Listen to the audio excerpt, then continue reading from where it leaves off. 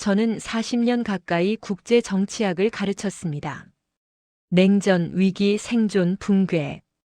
그런 단어들과 함께 살았어요. 그리고 솔직히 말씀드리면 저는 한국이라는 나라를 곧 무너질 사례로 분류했던 사람입니다. 틀렸습니다. 완전히 철저하게 틀렸어요. 지금 이 이야기를 여러분께 직접 하는 이유는 제가 은퇴를 앞두고 깨달은 게 있기 때문입니다. 학자로서 가장 중요한 건 이론이 아니라 현실이었다는 것. 그리고 그 현실을 가장 극적으로 보여준 나라가 한국이었다는 것을요. 이 채널은 대한민국의 이야기입니다. 우리가 잊지 말아야 할 기록. 좋아요와 구독은 함께 한다는 약속입니다. 여러분의 좋아요, 구독, 댓글은 저에게 큰 힘이 됩니다. 몇 년 전 마지막 학기 강의였습니다. 저는 학생들 앞에서 이렇게 물었어요. 1950년부터 2020년까지 생존 확률이 가장 낮았던 나라는 어디일까요? 학생들은 여러 나라를 댔습니다. 아프가니스탄, 소말리아, 예멘.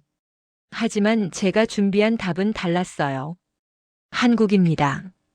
교실이 조용해졌습니다. 몇몇 학생은 고개를 갸웃했어요. 한국? 지금 반도체 만들고 드라마 수출하는 그 나라요? 맞습니다. 그 나라예요. 그런데 여러분, 저는 그때 학생들에게 이렇게 덧붙였습니다. 그런데 이 나라는 무너지지 않았어요. 왜일까요? 학생들은 대답했습니다. 미국의 지원, 운이 좋아서 지정학적 위치. 전부 틀린 답은 아니었어요. 하지만 핵심은 아니었습니다. 저 역시 그때는 몰랐으니까요. 진짜 이유를요. 1970년대 초반 저는 박사과정 학생이었습니다. 당시 제 논문 주제는 소국의 생존 전략이었어요. 그리고 한국은 제게 완벽한 연구 대상이었습니다. 왜냐하면 실패 사례로 쓰기 딱 좋았으니까요. 냉정하게 보세요. 전쟁으로 국토가 폐허가 됐습니다. 인구는 많은데 먹일 식량이 없었어요. 석유도 석탄도 철광석도 없었습니다. 게다가 북쪽에는 적대국이 있고 주변은 전부 강대국이었어요. 미국, 소련, 중국, 일본. 한국은 그 한가운데 있었습니다. 지도를 펼쳐놓고 보면 생존할 수 있는 구조가 아니었어요. 제 지도 교수도 그렇게 말했습니다. 흥미로운 케이스지만 결국 어느 한쪽에 흡수될 거야. 저도 그렇게 믿었습니다. 그때는요. 제 노트를 보면 이렇게 적혀 있었어요. 한반도 지정학적 압박 최고조. 자원 제로. 생존 가능성 낮음. 학자답게 냉정하게 썼습니다. 감정 없이요. 그런데 지금 생각해보면 저는 그때 한 가지 사실을 완전히 놓치고 있었습니다. 그건 바로 생존 확률이 낮다는 걸 한국 사람들도 알고 있었다는 거예요. 그리고 그들은 그냥 앉아서 기다리지 않았습니다. 이 부분이 중요합니다. 학자들은 보통 이렇게 생각해요. 조건이 나쁘면 무너진다. 하지만 저는 거기서 멈췄던 거예요. 조건만 봤지 사람을 안 봤습니다. 한국 사람들이 어떻게 반응하는지, 그들이 뭘 선택하는지, 그건 제 관심사가 아니었어요. 그냥 숫자였으니까요. 데이터였으니까요. 지금 생각해보면 그게 제일 큰 실수였습니다. 1970년대 중반 저는 처음으로 한국 관련 세미나에 참석했습니다. 주제는 동아시아 경제 개발 모델이었어요. 발표자는 한국의 수출 정책을 설명했습니다. 섬유, 가발, 신발. 그런 걸 만들어서 팔고 있다고 했어요. 저는 속으로 생각했습니다. 그걸로 얼마나 버티겠어. 왜냐하면 그런 산업은 언제든 다른 나라로 넘어갈 수 있으니까요. 더 싼 인건비를 찾아서요. 지속 가능하지 않다고 판단했습니다. 게다가 당시 한국은 석유를 전량 수입했어요. 전력도 불안정했고요. 공장을 돌리려면 전기가 필요한데 그게 안정적이지 않았습니다. 이 나라는 외부 충격에 너무 약해. 제 노트에 그렇게 적었어요. 그리고 몇 년 뒤 그 외부 충격이 실제로 왔습니다. 1973년 중동에서 전쟁이 일어났습니다. 석유 가격이 폭등했어요. 하루아침에 4배가 올랐습니다. 전 세계가 혼란에 빠졌어요. 미국도 유럽도 일본도 비상이었습니다. 그리고 저는 생각했어요. 한국은 이제 끝이구나. 왜냐하면 한국은 석유가 한 방울도 안 나오니까요. 전량 수입인데 가격이 4배면 경제가 버틸 수가 없습니다. 공장이 멈추고 수출이 막히고 외화가 떨어지면 그게 끝이에요. 저는 확신했습니다.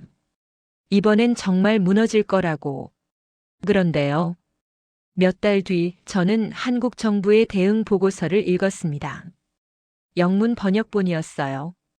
처음엔 그냥 참고 자료로 훑어봤습니다. 그런데 읽다가 손이 멈췄어요. 전력 절약 국민운동, 가로등 소등, 텔레비전 방송 시간 단축. 처음에는 전형적인 긴축 정책이네 싶었습니다. 그런데 자료를 더 보니까 이게 단순한 정책이 아니었어요. 대학생들이 자발적으로 전기를 아껴 썼습니다. 가정에서는 난방을 줄였어요. 상점들은 밤 9시면 불을 껐고요. 정부가 강제한 게 아니라 사람들이 알아서 했다는 겁니다. 저는 이해가 안 갔어요. 보통 위기가 오면 사람들은 자기 것부터 챙깁니다. 사재기를 하고 정부를 비난하고 불만이 터져 나와요. 그게 정상이거든요. 그런데 한국은 달랐습니다. 왜? 저는 한국 동료 교수에게 물었습니다. 왜 한국 사람들은 저렇게 반응하는 겁니까? 그분이 조용히 대답했어요. 우리는 선택지가 없다는 걸 알고 있으니까요. 그 말이 제 머릿속에 남았습니다. 선택지가 없다는 걸 안다. 그게 뭘 의미하는지 그때는 정확히 몰랐어요. 하지만 지금은 압니다. 그건 이번에 무너지면 끝이라는 걸 국민 전체가 체감하고 있었다는 뜻이에요. 전쟁을 겪었고 가난을 겪었고 굶주림을 겪었던 사람들. 그들은 알고 있었던 겁니다. 다시 그 시절로 돌아갈 수 없다는 걸요. 그래서 버텼습니다. 불편해도 힘들어도 견뎠어요. 그 같은 시기 한국 정부는 원자력 발전소를 짓기 시작했습니다. 고리 원전이었어요. 부산 근처였습니다. 저는 그 소식을 듣고 또 고개를 저었어요. 기술도 없는 나라가 원전을 짓겠다고. 위험하다고 생각했습니다. 사고가 나면 어쩌려고. 하지만 한국은 멈추지 않았어요. 왜냐하면 석유 없이 전력을 만들 방법이 그것밖에 없었으니까요. 선택이 아니라 생존이었습니다. 그리고 1978년 고리 원전 1호기가 가동됐습니다. 저는 그 기사를 보면서 처음으로 이상함을 느꼈어요. 이 나라는 왜 이렇게까지 하는 거지? 보통 국가들은 위기가 오면 축소합니다. 안전한 쪽으로 가려고 해요. 그런데 한국은 반대로 움직였습니다. 더 크게, 더 과감하게, 더 위험하게. 논리적으로 설명이 안 됐어요. 아니, 제 이론으로는 설명이 안 됐습니다. 여기서 저는 처음으로 이상함을 느꼈어요. 그때부터였습니다. 제가 한국을 다르게 보기 시작한 게요. 이 나라는 생존 본능이 다른 건가? 제 동료들은 여전히 한국을 미국의 지원으로 버티는 나라 정도로 봤습니다. 하지만 저는 조금씩 의심이 들었어요. 지원만으로는 이렇게 안 됩니다. 돈을 줘도 못 쓰는 나라가 많거든요. 한국은 달랐어요. 받은 걸 썼고 쓴 걸로 만들었고 만든 걸로 팔았습니다. 그리고 번 돈으로 다음을 준비했어요. 이게 단순해 보이지만 실제로 이렇게 하는 나라는 거의 없습니다. 왜냐하면 중간에 무너지니까요. 부패하거나 분열하거나 포기하거나. 그런데 한국은 안 무너졌어요. 왜? 1980년대 초반 저는 새로운 연구 주제를 잡았습니다. 기술 패권과 국가 경쟁력. 그때 제 관심사는 일본이었어요. 일본은 이미 반도체, 자동차, 전자제품에서 세계 최고였습니다. 미국조차 긴장할 정도였어요. 그리고 저는 학생들에게 이렇게 말했습니다. 일본의 기술 장벽은 아시아 어느 나라도 넘을 수 없습니다. 왜냐하면 기술은 돈만으로 안 되니까요. 축적된 노하우, 인력, 시스템이 필요합니다. 그건 최소 20년, 30년이 걸려요. 한국이 섬유나 신발을 만드는 건 할 수 있어요. 그런데 반도체, 정밀 기계, 불가능하다고 봤습니다. 한국은 조립은 잘해도 핵심은 못 넘습니다. 제 논문에 그렇게 썼어요. 자신 있게 썼습니다. 1985년 저는 국제학술 세미나에 참석했습니다. 주제가 동아시아 기술 경쟁이었어요. 한 일본 교수가 발표를 했는데 그분이 이렇게 말했습니다. 반도체 기술은 최소 15년간 일본이 우위를 유지할 것입니다. 저도 고개를 끄덕였어요. 당연하다고 생각했습니다. 그런데 발표가 끝난 뒤 질의응답 시간에 한 청중이 손을 들었습니다. 한국 기업들의 투자는 어떻게 보십니까? 일본 교수는 웃으면서 대답했어요. 투자는 누구나 할 수 있습니다. 하지만 결과는 다른 문제죠. 저도 그렇게 생각했습니다. 그때는요. 1986년 한국에서 뉴스가 하나 나왔습니다. 삼성이 256K 디램 개발에 성공했다는 거였어요. 저는 그 기사를 보고 코웃음 쳤습니다. 개발이야 누구나 하지. 양산이 문제지. 반도체는 만드는 게 중요한 게 아니에요. 대량으로 안정적으로 수익성 있게 만드는 게 중요합니다. 그건 일본만 할 수 있다고 생각했어요. 그리고 1년 뒤 또 뉴스가 나왔습니다. 일메가 디램 개발 성공. 저는 여전히 의심했어요. 속도는 빠르네. 하지만 품질은 1988년 제자 하나가 연구실로 뛰어들어왔습니다. 손에 신문을 들고 있었어요. 월스트리트 저널이었습니다. 교수님, 이거 보셨어요? 삼성이 일본을 제쳤대요. 디램 시장 점유율에서요. 저는 그 기사를 읽었습니다. 천천히 읽었어요. 2번 읽었습니다. 틀린 기사일 거라고 생각했거든요. 하지만 틀리지 않았습니다. 삼성은 정말로 해냈어요. 일본 기업들을 제치고 세계 1위가 됐습니다. 저는 그때 깨달았습니다. 제 이론이 틀렸다는 걸요. 저는 기술을 축적의 시간으로만 봤습니다. 오래 하면 이긴다고 생각했어요. 하지만 한국은 시간을 다르게 썼습니다. 그들은 쉬지 않았어요. 24시간 공장을 돌렸고 실패해도 다시 했고 안 되면 사람을 더 투입했습니다. 일본이 8시간 일할 때 한국은 12시간 일했어요. 일본이 주말 쉴 때 한국은 주말에도 일했습니다. 이게 맞는 방식인지는 모르겠어요. 윤리적으로 옳은지도 모릅니다. 하지만 결과는 분명했습니다. 한국은 10년 걸릴 길을 5년 만에 따라잡았어요. 그리고 저는 그걸 예측하지 못했습니다. 제자가 물었습니다. 교수님, 그럼 이제 한국도 선진국인가요? 저는 대답하지 못했어요. 왜냐하면 솔직히 저도 모르겠더라고요. 반도체 하나 잘한다고 선진국은 아니잖아요. 경제 규모, 국민 소득, 정치 안정성, 문화적 성숙도. 그런 것들이 다 필요합니다. 그런데 한국은 그때 아직 불안정했어요. 정치적으로도 혼란스러웠고 경제도 고속 성장 중이라 언제 꺾일지 모를 상황이었습니다. 아직 모르겠어. 더 지켜봐야 해. 그렇게 대답했습니다.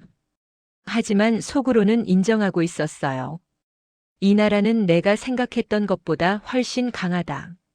1990년대 초반 저는 한국을 주제로 논문을 하나 썼습니다. 제목은 예외적 생존 사례 연구 한국이었어요. 그 논문에서 저는 처음으로 제 과거 판단이 틀렸다고 인정했습니다. 동료 교수 한 명이 그 논문을 읽고 이렇게 물었어요. 자네는 왜 한국에 그렇게 관심이 많나? 저는 잠시 생각했습니다. 그리고 대답했어요. 제 이론이 틀렸다는 걸 증명한 나라니까요. 학자에게 그건 굴욕일 수도 있어요. 하지만 저는 오히려 흥미로웠습니다. 이론보다 강한 게 현실이라는 걸 배웠으니까요. 1997년 뉴스가 터졌습니다. 한국 외환위기. 저는 그 소식을 듣는 순간 역시 그랬구나라고 생각했어요. 너무 빨리 달렸다고 봤습니다. 고속 성장의 부작용이라고요. IMF가 구제금융을 제공했습니다. 저는 이번엔 정말 오래 걸릴 거라고 예상했어요. 최소 10년. 어쩌면 20년. 왜냐하면 나라 경제가 무너지면 회복이 쉽지 않거든요. 그리스를 보세요. 아르헨티나를 보세요. 한번 무너지면 수십 년을 못 일어납니다. 그런데 한국은 3년 만에 IMF를 졸업했어요. 3년이요. 저는 믿을 수가 없었습니다. 어떻게 그게 가능하냐고요. 나중에 자료를 찾아봤습니다. 그리고 한 가지 사실을 알게 됐어요. 금 모으기 운동. 국민들이 집에 있던 금을 나라에 냈다는 겁니다. 금반지, 금목걸이, 돌잔치 때 받은 금돌반지. 그런 것들을요. 저는 그 이야기를 듣고 할 말을 잃었습니다. 어떤 나라 국민이 그렇게 합니까? 정부가 망하면 보통은 정부 탓을 해요. 시위하고 분노하고 책임자를 찾습니다. 그게 정상이에요. 그런데 한국 사람들은 자기 금을 냈어요. 왜요? 저는 그때 깨달았습니다. 한국 사람들에게는 우리라는 감각이 있다는 걸요. 나라가 어려우면 내가 어렵다. 나라가 망하면 내가 망한다. 그 감각이 있었던 겁니다. 미국 사람들한테는 없어요. 유럽 사람들한테도 없습니다. 나라는 나라고 나는 나예요. 세금 내고 법 지키고 그 이상은 아닙니다. 그런데 한국은 달랐어요. 나라를 남의 일로 안 봤습니다. 그게 어디서 온 건지 저는 정확히 모릅니다. 전쟁 때문인지 분단 때문인지 아니면 더 오래된 역사 때문인지. 하지만 분명한 건 그 감각이 한국을 지탱했다는 거예요. 2000년대 들어서면서 저는 더 이상 한국을 약한 나라로 보지 않았습니다. 대신 이렇게 정의했어요. 불가능을 가능으로 만드는 나라. 왜냐하면 한국이 해낸 것들은 제 이론으로는 설명이 안 되니까요. 자원 없이 산업화했고 기술 없이 기술 강국이 됐고 전쟁 폐허에서 경제 대국이 됐습니다. 이론적으로는 불가능해요. 그런데 현실에서는 일어났습니다. 그럼 뭐가 문제였을까요? 이론이 틀렸던 겁니다. 제가 틀렸던 거예요. 2010년 저는 마지막 연구년을 맞았습니다. 그때 제가 선택한 주제는 한국의 문화 확산이었어요. 왜냐하면 이상한 일이 일어나고 있었거든요. 한국 드라마가 아시아를 넘어 세계로 퍼지고 있었습니다. K-팝이라는 음악이 미국 차트에 올랐어요. 처음엔 일시적 유행이라고 봤습니다. 그런데 계속됐어요. 제 학생 중 한 명이 한국 드라마를 본다고 했습니다. 미국 학생이에요. 교수님, 겨울연가 보셨어요? 저는 고개를 저었습니다. 그 학생은 신기하다는 듯이 말했어요. 한국 드라마가 이렇게 재미있을 줄 몰랐어요. 저는 의아했습니다. 경제는 이해해요. 기술도 이해합니다. 그런데 문화는 왜? 문화는 강제로 안 되거든요. 돈으로도 안 됩니다. 사람들이 자발적으로 좋아해야 해요. 그런데 한국 문화를 사람들이 좋아했습니다. 왜죠? 저는 한국 드라마 몇 편을 찾아봤습니다. 처음엔 연구 목적이었어요. 그런데 보다 보니까 뭔가 느껴졌습니다. 이 이야기들은 한국만의 이야기가 아니었어요. 가족, 사랑, 고통, 희망. 보편적인 감정들이었습니다.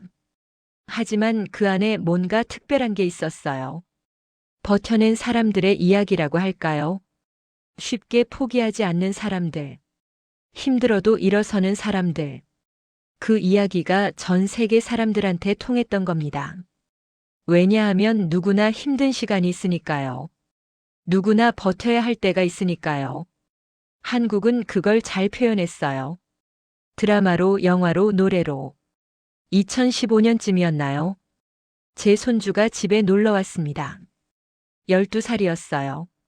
그 아이가 핸드폰으로 뭔가를 보고 있더라고요. 뭐 보니? 물었더니 방탄소년단이요. 저는 처음 듣는 이름이었어요. 그게 뭔데? 손주가 설명해 줬습니다. 한국 아이돌 그룹이라고. 전 세계적으로 인기라고. 저는 유튜브에서 그들의 영상을 찾아봤습니다. 공연 영상이었어요. 수만 명의 관중이 한국어 가사를 따라 부르고 있었습니다. 브라질에서, 프랑스에서, 미국에서. 저는 그 장면을 보면서 생각했습니다. 이게 정말 그 나라 맞나? 70년 전 폐허였던 나라. 제가 무너질 것이라고 단정했던 나라. 그 나라의 문화를 전 세계 젊은이들이 즐기고 있었습니다. 어떻게 이런 일이 가능했을까요? 저는 40년간 연구했지만 아직도 완전히 이해하지 못했습니다. 하지만 한 가지는 확실히 알게 됐어요. 한국은 생존만 한 게 아니라는 것. 살아남으면서 동시에 자기 이야기를 만들었다는 것. 고통, 희망, 가족, 사랑, 분노, 웃음. 그 모든 감정들이 녹아있는 이야기들. 그리고 그 이야기들이 세계로 퍼져나갔습니다. 2020년 코로나가 터졌습니다. 전 세계가 혼란에 빠졌어요. 저는 그때 이미 은퇴를 앞두고 있었습니다. 그런데 또 한국 뉴스가 들렸습니다. 드라이브 스루 검사 K-방역, 빠른 대응. 저는 또 놀랐어요. 또야? 위기가 올 때마다 한국은 뭔가를 해냈습니다. 제 제자 중 한 명이 이메일을 보내왔어요. 교수님, 한국이 또 해냈네요. 저는 답장을 썼습니다. 그래, 놀랍지 않아. 이젠 익숙해. 하지만 속으로는 여전히 놀라고 있었어요. 어떻게 매번 그럴 수 있을까? 2021년 저는 마지막 강의를 준비했습니다. 주제는 정해져 있었어요. 국가 생존과 회복 탄력성. 그리고 사례로 쓸 나라도 정해져 있었습니다. 한국. 강의실에 들어가기 전 저는 제 노트를 펼쳤습니다. 1970년대에 썼던 그 노트. 한반도 생존 가능성 낮음. 저는 그 문장에 줄을 그었습니다. 그리고 옆에 이렇게 썼어요. 완전히 틀렸음. 학생들 앞에 섰습니다. 저는 이렇게 시작했어요. 여러분, 오늘은 제가 40년간 틀렸던 이야기를 하려고 합니다. 학생들이 웃었어요. 저도 웃었습니다. 저는 한 나라를 곧 무너질 것이라고 판단했습니다. 모든 조건이 불리했거든요. 자원도 기술도 안정성도 없었어요. 그런데 그 나라는 무너지지 않았습니다. 오히려 일어섰어요. 그리고 지금은 세계가 주목하는 나라가 됐습니다. 한 학생이 손을 들었습니다. 어느 나라인데요? 한국입니다. 교실이 조용해졌어요. 그리고 한 학생이 말했습니다. 아, BTS 나라요? 저는 웃었습니다. 맞아요. BTS 나라. 그리고 속으로 생각했어요. 맞아. 이제 그렇게 불리는구나. 더 이상 전쟁의 나라가 아니에요. 가난한 나라도 아닙니다. 위기의 나라도 아니고요. 이제는 BTS 나라, 드라마 나라, 반도체 나라. 그렇게 불립니다. 강의를 마치고 연구실로 돌아왔습니다. 창밖을 보면서 생각했어요. 제가 한국에 대해 틀렸던 건 단순히 데이터를 잘못 봐서가 아니었습니다.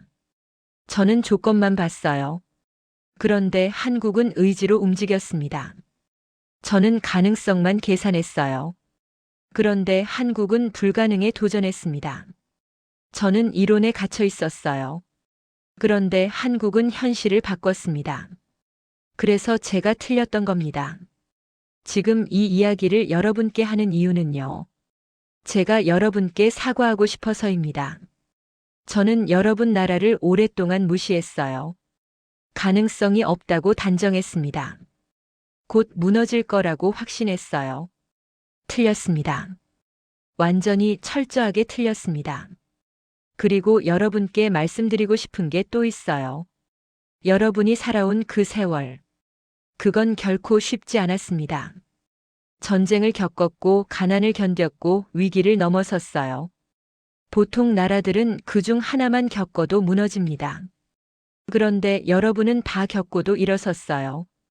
그게 얼마나 대단한 일인지 저는 40년을 연구하고 나서야 알았습니다. 여러분은 그냥 온 게 아니에요. 싸워서 왔습니다. 버텨서 왔어요. 포기하지 않아서 여기까지 온 겁니다. 그리고 그 이야기가 지금 전 세계로 퍼지고 있습니다. 드라마로, 음악으로, 영화로. 여러분 자식 세대가, 손주 세대가 그 이야기를 세계에 들려주고 있어요. 우리는 이렇게 버텼다. 우리는 이렇게 일어섰다. 우리는 포기하지 않았다. 그 이야기가 울림을 주는 이유는요. 그게 진짜니까요. 꾸며낸 게 아니라 실제로 겪은 일이니까요. 저는 학자로서 이론을 가르쳤습니다. 하지만 한국은 제게 그것보다 더 중요한 걸 가르쳐 줬어요. 현실은 이론보다 강하다는 것.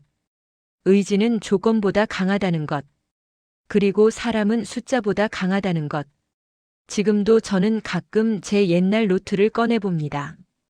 생존 가능성 낮음이라고 썼던 그 페이지. 그리고 웃습니다. 내가 참 몰랐구나. 몰랐어요. 정말로요. 한국이 여기까지 올 줄. 한국이 이렇게 강할 줄. 한국이 세계를 움직일 줄. 하지만 이제 압니다. 그리고 여러분께 이 이야기를 하고 싶었습니다. 제가 틀렸던 이유를, 제가 놓쳤던 것을, 그리고 제가 배운 것을. 여러분은 대단한 일을 해냈어요. 그걸 잊지 마세요. 그리고 몇 년 뒤 저는 제 제자들 앞에서 그 말을 취소해야 했습니다. 한국은 조립은 잘해도 핵심은 못 넘는다는 그 말을요. 왜 제가 그 말을 취소해야 했는지, 그 뒤에 무슨 일이 일어났는지, 그리고 제가 또 어떻게 틀렸는지, 그리고 몇 년 뒤 저는 제 제자들 앞에서 그 말을 취소해야 했습니다. 한국은 조립은 잘해도 핵심은 못 넘는다는 그 말을요. 2019년 여름이었습니다. 일본 정부가 한국에 대한 수출 규제를 발표했어요. 반도체 핵심 소재 3가지. 포토레지스트, 불화수소, 플루오린 폴리이미드. 저는 그 뉴스를 보고 생각했습니다. 이번엔 정말 막혔구나. 왜냐하면 그 소재들은 일본이 독점하고 있었거든요. 다른 나라에서 구할 수도 없었어요. 기술적으로 대체가 거의 불가능했습니다. 제 동료 교수들도 같은 반응이었어요. 한국 반도체 산업은 이제 어려워질 거야. 학계에서는 그렇게 내다봤습니다. 저도 동의했어요. 핵심 소재를 못 구하면 공장을 못 돌립니다. 공장을 못 돌리면 수출이 막혀요. 그럼 끝이에요. 논리적으로 명확했습니다. 그런데요. 6개월 뒤 뉴스가 나왔습니다. 한국이 핵심 소재 국산화에 성공했다는 거였어요. 6개월이요. 저는 그 기사를 3번 읽었습니다. 오타인 줄 알았어요. 6년도 아니고 6개월? 불가능합니다. 그 기술은 일본이 수십 년 축적한 거예요. 6개월 만에 따라잡는다는 건 이론적으로 말이 안 돼요. 하지만 한국은 해냈습니다. 어떻게 했을까요? 나중에 자료를 찾아봤어요. 기업, 연구소, 대학이 전부 투입됐더라고요. 24시간 교대 근무. 주말 없음. 실패해도 다시 시작. 저는 그 자료를 보면서 한숨이 나왔습니다. 또 이런 식이구나. 시간을 돈으로 샀어요. 사람을 더 투입했고요. 쉬지 않았습니다. 이게 정상적인 방법인가요? 아마 아닐 겁니다. 지속 가능한가요? 모르겠어요. 하지만 결과는 나왔습니다. 그리고 저는 또 틀렸습니다. 그해 가을 저는 강의실에 들어갔습니다. 학생들이 앉아 있었어요. 저는 칠판에 이렇게 썼습니다. 한국은 조립은 잘해도 핵심은 못 넘는다. 마이너스 에드워드 헤이즈 1985. 그리고 그 문장에 큰 X표를 그었어요. 학생들이 웅성거렸습니다. 저는 돌아서서 말했어요. 이 문장은 제가 34년 전에 쓴 겁니다. 그리고 이건 완전히 틀렸습니다. 한국은 핵심을 넘었어요. 일본의 독점 기술을 6개월 만에 따라잡았습니다. 그리고 지금 메모리 반도체 세계 1위입니다. 한 학생이 손을 들었어요. 교수님, 그럼 어떻게 그게 가능했어요? 저는 대답했습니다. 모르겠어요. 제 이론으로는 설명이 안 됩니다. 솔직했어요. 정말 몰랐으니까요. 그날 저는 강의를 마치고 연구실로 돌아왔습니다. 제 오래된 논문을 꺼냈어요. 1985년에 쓴 거였습니다. 그 논문을 찢었습니다. 학자가 자기 논문을 찢는다는 건 자존심을 버리는 겁니다.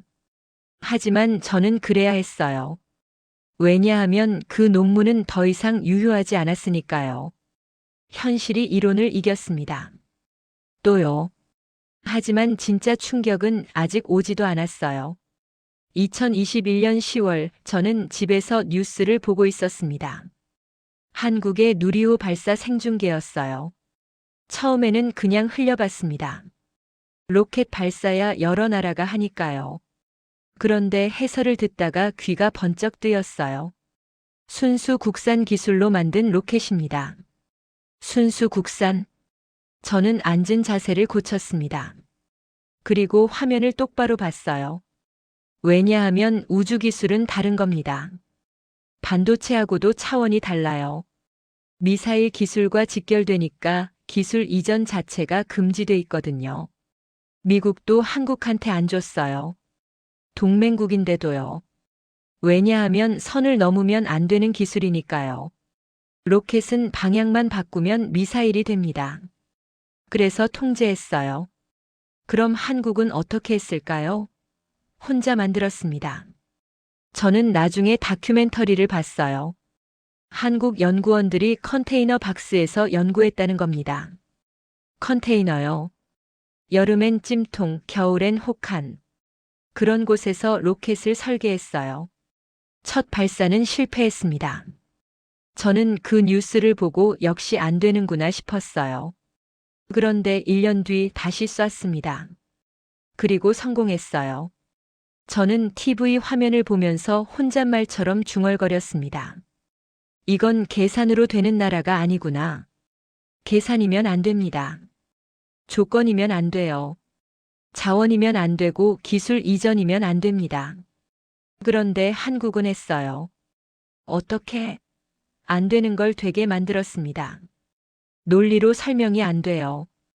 그냥 의지라고밖에 표현할 수가 없습니다. 여기서 저는 깨달았습니다. 이 나라는 막히면 막힐수록 더 강해지는구나. 보통 나라들은 압박이 오면 약해집니다. 위축되고 타협하고 포기해요. 그런데 한국은 반대였어요. 압박이 올수록 더 세게 밀어붙였습니다. 왜 그럴까요?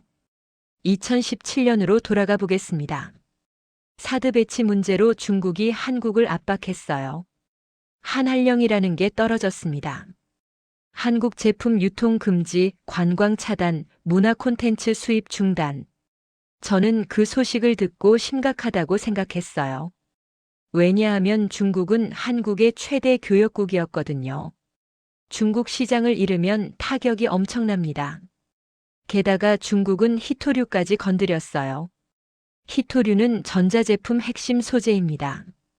중국이 세계 생산량의 90%를 차지해요. 그걸 무기로 쓴 겁니다. 저는 생각했습니다. 이건 끝이다. 학계에서도 그렇게 봤어요. 한국은 중국에 굴복할 수밖에 없어. 경제적으로 너무 묶여 있었거든요. 그런데 한국은 굴복하지 않았습니다. 대신 뭘 했을까요? 폐전자 제품을 모았어요. 거기서 히토류를 뽑아냈습니다. 도시 광산이라고 부르더라고요. 처음엔 비효율적이라고 생각했어요. 광산에서 캐는 게 훨씬 쌉니다. 폐기물에서 뽑는 건 비용이 많이 들어요. 하지만 한국은 개의치 않았습니다. 왜냐하면 선택지가 없었으니까요. 그리고 몇 년 뒤 기술이 발전했어요. 재활용 효율이 올라갔고 비용이 내려갔습니다. 이제는 오히려 경쟁력 있는 방식이 됐어요. 저는 그걸 보고 깨달았습니다. 보복이 오자 한국은 도망치지 않았습니다. 대신 더 이상 묶이지 않는 길을 택했어요. 중국 의존도를 낮췄습니다. 공급망을 다변화했어요. 자체 기술을 개발했고요. 압박이 왔는데 오히려 더 강해진 겁니다. 이게 정상인가요? 보통은 안 그래요. 압박이 오면 타협합니다. 협상하고 양보하고 관계를 회복하려 해요. 그런데 한국은 그 대신 독립을 택했습니다. 왜? 하지만 이 나라의 진짜 본성은 그보다 훨씬 이전에 드러났습니다. 1997년 저는 당시 외신 기자로 한국을 방문했던 동료 교수 이야기를 들었어요. 그분이 목격한 장면을 제게 들려줬습니다. IMF 외환위기 직후였대요. 서울 거리는 혼란스러웠고 기업들이 줄줄이 무너지고 있었습니다. 한국은 이제 끝났어. 외신 기자들이 그렇게 보도했어요. 저도 그렇게 생각했습니다. 나라 경제가 무너지면 회복이 거의 불가능하거든요. 그런데 몇 달 뒤 이상한 뉴스가 나왔습니다. 금모으기 운동. 처음엔 정부 캠페인인 줄 알았어요. 그런데 아니었습니다. 국민들이 자발적으로 시작한 거였어요. 제 동료는 그 장면을 직접 봤대요. 은행 앞에 줄이 늘어서 있었다고 합니다. 노인들이 금반지를 들고 왔어요. 주부들이 금목걸이를 가져왔고요. 학생들은 돌잔치 때 받은 금돌 반지를 냈습니다. 나라가 어려우니까요. 그렇게 말하면서요. 제 동료는 그 장면을 보고 울었대요. 기자인데 울었다는 겁니다. 왜냐하면 그런 광경은 처음 봤으니까요. 어느 나라 국민이 그렇게 합니까?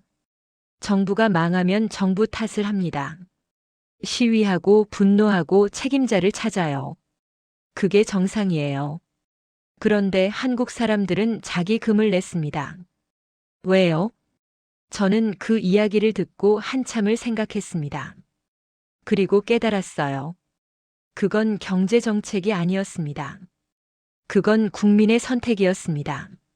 나라가 무너지면 나도 무너진다. 나라가 살아야 내가 산다. 그 생각이 있었던 겁니다. 미국 사람들은 이해 못해요. 나라는 나라고 개인은 개인이니까요. 세금 내고 법 지키면 끝입니다. 유럽도 마찬가지예요. 국가와 개인은 계약 관계죠. 그런데 한국은 달랐습니다. 나라를 내일로 봤어요. 왜 그럴까요? 전쟁 때문인가요? 분단 때문인가요? 아니면 더 오래된 역사 때문인가요? 저는 정확히 모릅니다. 하지만 분명한 건 그 감각이 한국을 살렸다는 거예요. 그때 저는 처음으로 이 나라가 왜 안 무너지는지 알았습니다. 조건이 좋아서가 아니에요. 운이 좋아서도 아닙니다. 국민이 포기하지 않았으니까요. 정부가 어려우면 국민이 나섰어요. 경제가 무너지면 국민이 버텼습니다. 기술이 막히면 국민이 밤새워 연구했어요. 이게 한국이었습니다. 저는 40년간 국가 생존론을 가르쳤습니다. 그런데 제 이론에는 이런 변수가 없었어요. 국민의 의지. 수치화할 수 없으니까요. 데이터로 만들 수 없고 그래프로 그릴 수도 없습니다. 그래서 제 이론에서 빠졌던 겁니다. 하지만 그게 가장 중요한 변수였어요. 2000년대 들어서면서 저는 한국을 다시 정의했습니다. 압박을 먹고 자라는 나라. 자원이 없으니까 기술을 만들었어요. 시장이 막히니까 새 시장을 찾았습니다. 동맹이 안 도와주니까 혼자 개발했어요. 보통 나라들은 조건이 나쁘면 포기합니다. 우리는 여기까지야. 그렇게 선을 긋죠. 그런데 한국은 선을 안 그었어요. 대신 선을 넘었습니다. 불가능하다고 하면 가능하게 만들었어요. 안 된다고 하면 되게 했습니다. 이게 논리적으로 설명이 됩니까? 안 돼요. 하지만 현실에서는 일어났습니다. 2010년 제 제자 하나가 한국으로 교환학생을 갔습니다. 1년 뒤 돌아와서 저한테 이렇게 말했어요. 교수님, 한국 사람들은 왜 그렇게 바쁘게 살아요? 저는 물었습니다. 뭐가? 다들 뛰어다녀요. 빨리빨리. 쉬지도 않고. 왜 그렇게 급해요? 저는 웃었습니다. 그리고 대답했어요. 그 사람들은 멈추면 안 된다고 생각하니까. 왜요? 멈추면 다시 가난해질까봐. 다시 무너질까봐. 다시 무시당할까봐. 제자가 고개를 갸웃했어요. 그런데 이제 잘 사는데요? 알아. 그런데 그 사람들은 그게 당연하지 않다는 걸 알아. 그래서 멈추지 않는 거야. 그게 한국이었습니다. 성공해도 안심하지 않았어요. 이뤘어도 만족하지 않았습니다. 왜냐하면 그들은 알고 있었으니까요. 이 모든 게 쉽게 무너질 수 있다는 걸요. 그래서 더 달렸습니다. 2015년쯤 저는 한국 경제 세미나에 참석했습니다. 주제가 한국의 지속 가능성이었어요. 한 경제학자가 발표했습니다. 한국은 이제 성장 한계에 도달했습니다. 더 이상 고속 성장은 불가능해요. 저는 속으로 생각했어요. 맞아. 이론적으로는 그래. 그런데 발표가 끝나고 질의응답 시간에 한국 교수 한 분이 손을 들었습니다. 한계라는 게 뭔가요? 우리는 계속 한계를 넘어왔는데요. 그 말에 저는 웃음이 나왔어요. 맞아요. 한국은 계속 한계를 넘었습니다. 전쟁 후 복구 불가능? 넘었어요. 산업화 불가능? 넘었습니다. 기술 장벽 불가능? 넘었어요. 우주 기술 불가능? 그것도 넘었습니다. 그럼 이번엔 또 넘을 겁니다. 왜냐하면 그게 한국이니까요. 2020년 코로나가 터졌습니다. 전 세계가 혼란에 빠졌어요. 저는 그때 이미 은퇴를 앞두고 있었습니다. 집에서 뉴스를 봤어요. 한국 뉴스가 나왔습니다. 드라이브 스루 검사. 빠른 대응. K- 방역. 저는 또 놀랐어요. 또야? 위기가 올 때마다 한국은 뭔가를 해냈습니다. 새로운 시스템을 만들고 빠르게 대응하고 세계가 주목하게 만들었어요. 저는 TV를 보면서 생각했습니다. 이 나라는 위기를 기회로 바꾸는 DNA가 있구나. 보통 나라들은 위기가 오면 방어합니다. 최소한의 피해만 막으려 해요. 그런데 한국은 위기를 돌파구로 삼았습니다. 새로운 걸 시도하고 빠르게 실행하고 세계 최초를 만들어냈어요. 이게 우연일까요? 아니에요. 이건 패턴입니다. 70년간 반복된 패턴이에요. 2021년 저는 마지막 강의를 준비했습니다. 주제는 정해져 있었어요. 국가 생존과 회복 탄력성. 강의 전날 밤 저는 제 연구 자료를 쭉 펼쳐놨습니다. 40년간 모은 한국 관련 자료들이었어요. 1970년대 오일 쇼크 대응, 1980년대 반도체 도약, 1997년 IMF 극복, 2000년대 문화 확산, 2010년대 기술 독립, 2020년대 K- 쭉 보니까 공통점이 보였습니다. 막혔을 때 더 강해졌다. 압박받았을 때 돌파했다. 불가능하다고 했을 때 해냈다. 이게 우연이 아니라 본성이었구나. 다음 날 강의실에 들어갔습니다. 마지막 강의였어요. 학생들이 앉아 있었습니다. 저는 칠판에 이렇게 썼어요. 한국 이론으로 설명 불가능한 나라. 그리고 돌아서서 말했습니다. 여러분, 저는 40년간 국가 생존을 연구했습니다. 그리고 한 나라 때문에 제 이론 전부를 다시 써야 했어요. 그 나라는 자원이 없었습니다. 기술도 없었어요. 영토도 좁고 인구도 적었습니다. 주변은 전부 강대국이었고요. 이론적으로 이 나라는 생존할 수 없었어요. 그런데 생존했습니다. 그것도 그냥 생존이 아니라 세계 10위권 경제대국이 됐어요. 한 학생이 물었습니다. 어떻게요? 저는 대답했습니다. 국민이 포기하지 않았으니까요. 전쟁 후 폐허에서도 포기하지 않았어요. 오일 쇼크 때도 IMF 때도 일본 수출 규제 때도 중국 보복 때도 포기하지 않았습니다. 대신 뭘 했을까요? 일어섰어요. 버텼고 견뎠고 돌파했습니다. 이게 한국입니다. 교실이 조용해졌습니다. 저는 계속 말했어요. 여러분, 제가 이 나라를 연구하면서 배운 게 있습니다. 조건이 결과를 만드는 게 아니라는 것. 의지가 결과를 만든다는 것. 한국은 조건이 최악이었어요. 그런데 결과는 최고였습니다. 왜? 의지가 있었으니까요. 한 학생이 손을 들었어요. 교수님, 그럼 우리도 한국처럼 할 수 있나요? 저는 잠시 생각했습니다. 그리고 대답했어요. 한국처럼은 힘들 겁니다. 왜요? 한국 사람들은 선택지가 없었어요. 포기하면 끝이라는 걸 알고 있었습니다. 그래서 버틸 수밖에 없었어요. 여러분은 선택지가 있습니다. 안 되면 다른 길을 갈 수 있어요. 그게 차이입니다.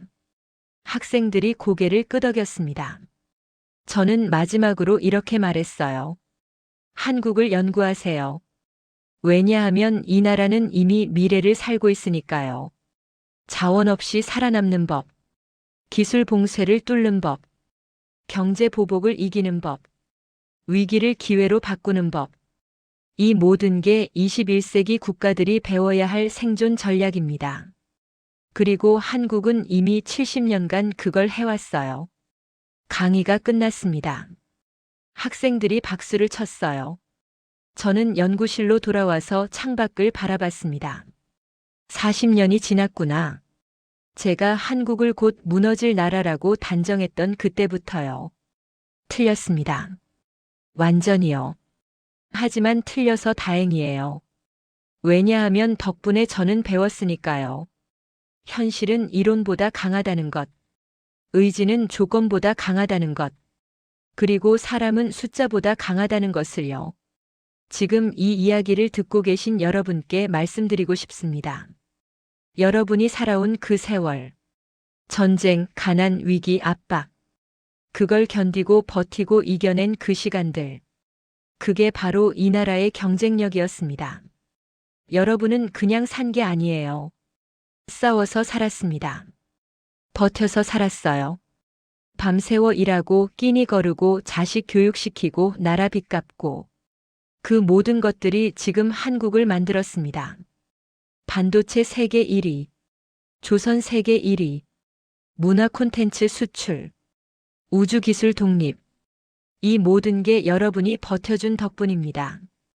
여러분 자식들이, 손주들이 그 위에서 꽃을 피우고 있어요. BTS, 오징어 게임 기생충. 그게 그냥 나온 게 아닙니다. 여러분이 버텨준 세월 위에서 나온 겁니다. 한국은 기적이 아닙니다. 결과예요. 70년간 포기하지 않은 국민의 결과입니다. 저는 학자로서 이 나라를 연구했습니다. 그리고 배웠어요. 불가능은 없다는 것. 조건은 운명이 아니라는 것. 그리고 의지는 현실을 바꾼다는 것을요. 여러분이 증명해 줬습니다. 70년간요. 그래서 저는 이제 확신합니다. 한국은 앞으로도 무너지지 않을 거예요.